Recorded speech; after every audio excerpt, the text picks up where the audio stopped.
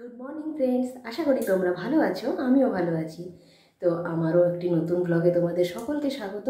তো এখন বেজে গেছে 11:30টারও বেশি। তো সকাল 11:30টারও বেশি বেজে গেছে। তো এখন থেকে ভিডিওটা আমি স্টার্ট করলাম তোমাদের সাথে। তো চলো আজকে আমি কি রান্না করছি তো তোমাদের সাথে শেয়ার। তো আজকে আমি বানাবো চিকেন কষা। চিকেন কষা এখানে সব কিছু একসাথে দিয়ে দিয়েছি। টমেটো, আলুটাকে ভাজবো না তেলে, পেঁয়াজ কুচি, আদা, এই যে বাটাটা দেখছো এটা আদা, রসুন, কাঁচা লঙ্কা আর অল্প একটু জিরে, সেটাকে ভালো করে এবার মাখিয়ে নেব। আগে আমি চিকেনটাকে হলুদ দিয়ে মাখিয়ে রেখেছিলাম। আর দুটো টমেটো দিয়েছি। আর এখানে একটু ক্যাপসিকাম ছিল বেঁচে থাকা ফ্রিজের মধ্যে, সেই ক্যাপসিকামটাও দিয়ে দেবো।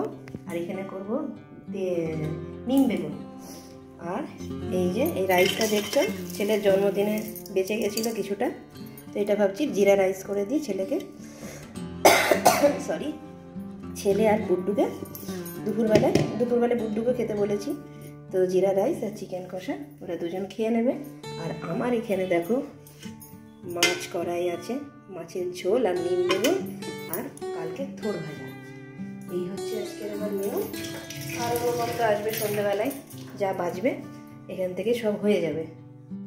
এখন বেজে গেছে 2টো, আর আমি এখানে আমার নিম বেগুনটাকে ভেজে নিচ্ছি। তো এটাই ছিল লাস্ট মেনু।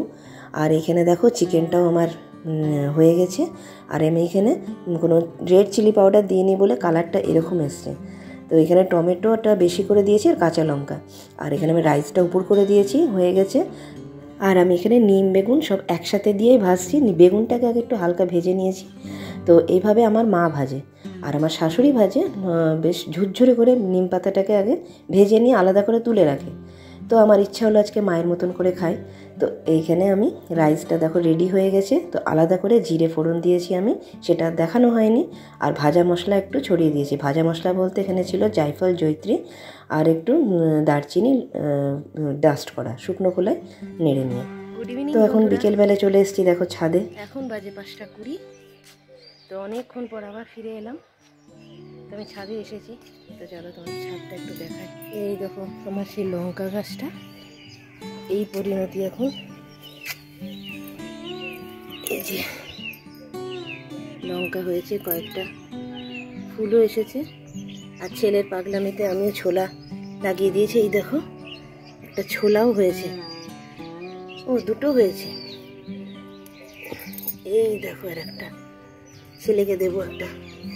ও এখানেও একটা হয়েছে, বাহ অনেকগুলোই তো হয়েছে, এখানেও হয়েছে। যাক, মোরা গাছে বেশ ভালোই ফল হয়েছে। ফল তো হয়েছে, গাছ লাগিয়েছি যখন ফল হয়েছে এতেই আমি খুশি। সে 2টো হোক আর 10টা হোক, হয়েছে তো। গাছের ফল তুলে খেতে মজাই আলাদা। ওই দেখো ছেলে খেলছে ওখানে বল। বিকেল হলে ওকে আর কেউ আটকাতে পারবে না, বিকেল হলে ওকে বেরোতেই হবে। তবে বাচ্চাদের একটু খেলাধুলা করা ভালো, তাই না? সারাদিন পড়া পড়া পড়া, এখন পড়াশোনা নেই, বেশ অনেকক্ষণ টাইম ধরে খেলে এখন, জানো। প্রায় 6:30 বেজে যায়, 6:45টার সময় বাড়ি আসে। গরমকাল পড়েই গেছে, সে যেন থাক খেলে নিক। 5:30 বাজে আমি নিচে চলে এলাম। জামা কাপড়গুলো সব ভাঁজ করবো, করে জোগায় বেরোবো। তো আজকে এক অশান্তি মাথার মধ্যে, জানো তো। জল আসেনি কালকে, কিছুক্ষণ জল এসে বন্ধ হয়ে গেল। একটা গামলা, 2টো ছোটো ছোটো বালতি ভরতে পেরেছি, তারপর থেকে আর জলের কোনো পাত্তা নেই এখনও অবধি। 5:30 বেজে গেল। সেই আবার সন্ধ্যাবেলায় জল দেবে, তারপরে কখন যে জল ভরবো। একটু খাবার জল নেই ঘরে, জানো তো। অনুপম আসবে তখন আবার কিনে আনতে বলতে হবে, নাহলে খাবার জলই পাবে না ঘরে। ফিল্টারেও জল অল্পই হবে। তো যখন জল আসবে ততক্ষণে জল ভরতে ভরতে জল মানে একটা বোতলেও জল নেই। একটা বোতলে খালি 1 বোতল জল হয়েছে, আর ফিল্টারে যা হওয়ার হয়েছে। কিন্তু আসার সময় বলে দিই ওকে একটা জল আনতে। আর এই জল নিয়ে আমরা এখন পাগল হয়ে যাব। 12 বছরে এইরকম জলের প্রবলেম এই ফার্স্ট শুরু হয়েছে কয়েক মাস ধরে, যে জলের কোনো টাইম টেবিল নেই। এমনিতে 1বার করে জল দেয় আসানসোলে, আর আমাদের কৃষ্ণনগরে তো 4বার জল দেয়। তো এখানে বলার কথা না। তো আগে একটা টাইম ছিল যে হ্যাঁ এই টাইমে আমাদের জল আসবে।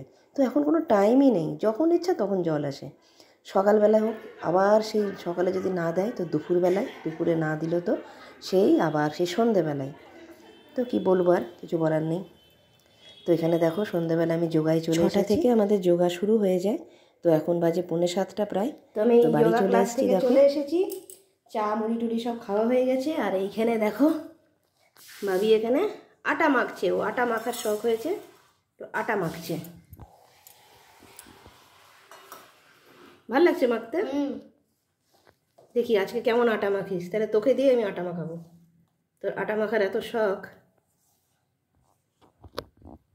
তো এই দেখো আমার ছেলে আটা মেখে দিয়েছে, ফাইনাল লুক দেখা একটুখানি। বেশ ভালোই মেখেছে। এই দেখো টিপে গেছে, আরো হচ্ছে, দাঁড়া আরো আছে। আর একটু আটা, শুকনো আটা লাগবে। তো এখন আবার অনেকক্ষণ পর ফিরে এলাম। সন্ধ্যেবেলায় সেই ছেলে আটা মাখছিল, তোমাদের দেখালাম। আর কিছু শর্ট ভিডিও বানানোর ছিল, তো কিছু বানাচ্ছিলাম। তো এখন এইখানে দেখো চিকেনটাকে গরম করছি। এই দেখো চিকেনটাকে গরম করছি। আর অল্প একটু জিরা রাইস ছিল, আমি রেখে দিয়েছিলাম অনুপমের জন্য। আর 2টো রুটি করলাম এখন। ওকে চিকেন দিয়ে এই রাইস আর রুটিটা খাবে। আর আমার অল্প একটু ভাত আছে এখানে, এই দেখো এই ভাতটুকু আমি খাবো। তো চলো খাওয়া দাওয়া করি এবার। তো ভিডিওটি এখানে আমি শেষ করছি। তো আবারও নতুন ব্লগে খুব শিগগিরই দেখা হচ্ছে তোমাদের সাথে। তো এখনকার জন্য গুড নাইট, সবাই ভালো থেকো, সুস্থ থেকো।